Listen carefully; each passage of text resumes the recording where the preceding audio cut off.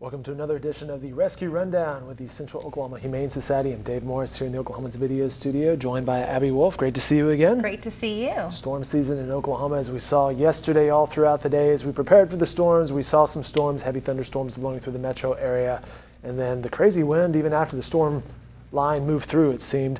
We're going to get to 6 steps for safer pets this season. It's some interesting stuff of what you can do preparing during a storm, and then what to do on the aftermath of a storm if something bad happens. But first of all, who's our little friend here? we can't ignore her. She's Petunia, and she's a 9-week-old Australian Shepherd sheepdog mix. Beautiful Old dog. English sheepdog mix. So very rare to see these two together, especially in Oklahoma. But she is full of personality. She's a little bit. She's got a little bit of diva in her.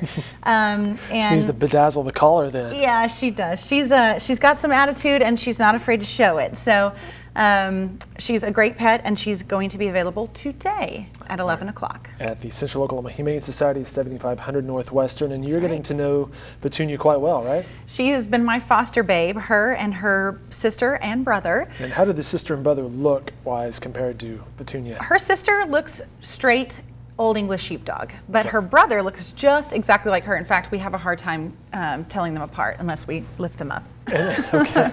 And this is Petunia, and what are the other two named? Petey and Puff. Very nice. Yeah. Did you pick the names? I did. Okay. Our foster parents get to pick our names, so you get first dibs on names and adoptions. So it pays to be a foster parent.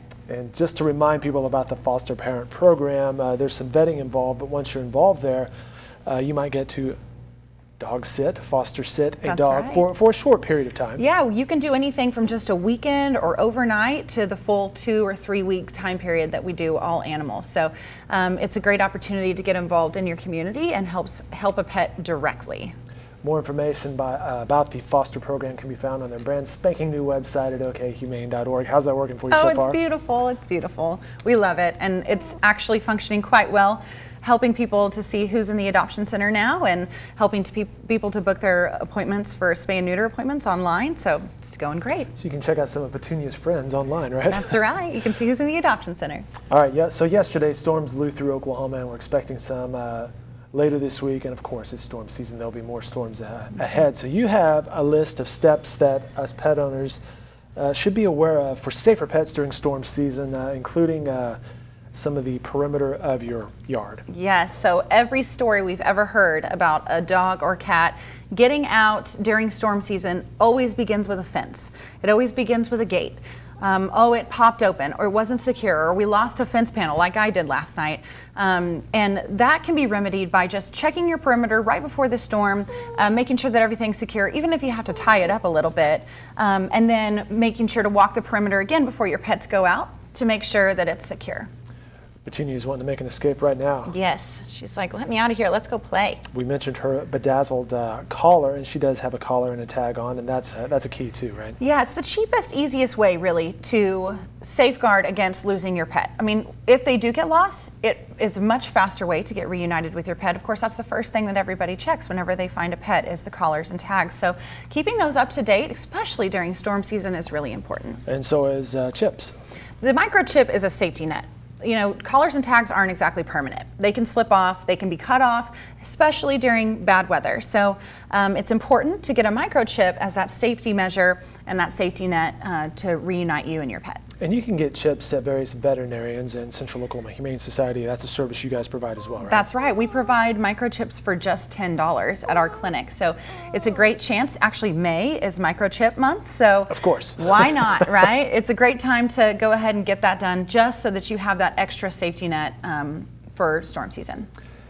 Here's an interesting next step of what to do with your dogs or cats as the storm arrives, on the preparation side of things. And I was thinking last night, because I wasn't home, I have 2 cats, what should I do with them? Should I have locked them in a central location in the bathroom or whatever? Should I put them perhaps in a cage? And I thought, well, no, then they wouldn't be able to get out.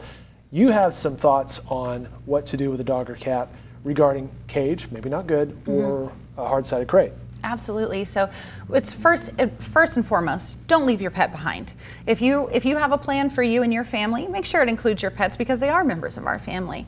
But that being said, there are so many ways to plan for a bad storm day, and you never know what life's going to hand you on those days, and sometimes they can pop up rather quickly. So if you're planning to be away for work and weather starts to pop up, it's best if you're hearing that weather is going to be bad that day, just to keep your pets in a hard-sided crate in your home rather than free roaming. I actually had a friend in the Moore tornado in 2013 who lost her home, and her pets were free roaming in her house during that time. Well, of course, the pets escaped, and it was quite a few weeks before she was actually reunited with her pets. Luckily, she was. But that's not always the case. And so it's really important that as pet owners and as homeowners, we're prepared for whatever comes our way, even if that means our little ones spend the day in the crate. Why a hard-sided crate, and maybe why not a cage? Well, wire cages are great for pets, especially in the home, because they are breathable. Pets can see what's going on outside the crate. However, that also means things can get inside the crate. So if the wind is blowing and there is debris, it's best to keep them in a hard-sided crate because, one, it gives a little bit if it is moved in any kind of form or fashion, but it also prevents some of those debris from hitting your animal or potentially harming your animal. So there's some protection involved there, and perhaps if things are really bad and the crate is thrown, it could open back up, freeing the animal. Absolutely. And that would be a good thing in that case. Yes. Hotels for pets. You know, this really is thinking ahead of, okay, if we need to be relocated. Yeah, you know, it's important to have a plan of where you're going to go, but it's also important to have a plan about what you're going to do after.